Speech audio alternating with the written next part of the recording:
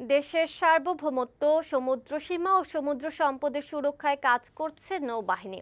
আন্তর্জাতিক শান্তি রক্ষায় ও বাহিনীর সুনাম দেশের ভাবমূর্তি উজ্জ্বল করছে বলে মন্তব্য করেছেন নৌবাহিনীর প্রধান অ্যাডমিরাল এম নাজমুল হাসান। সোমবার সকালে চট্টগ্রামে নেভাল একাডেমিতে মিডশিপম্যান এবং ডিরেক্ট এন্ট্রি অফিসারদের শীতকালীন রাষ্ট্রপতি কুচকাওয়াজ অনুষ্ঠানে তিনি এসব কথা বলেন। এ সময় প্রশিক্ষণলব্ধ জ্ঞান কাজ লাগিয়ে নবীন কর্মকর্তাদের জাতীয় নিরাপত্তা সঠিকভাবে দায়িত্ব পালনের আহ্বান জানান নৌবাহিনী প্রধান।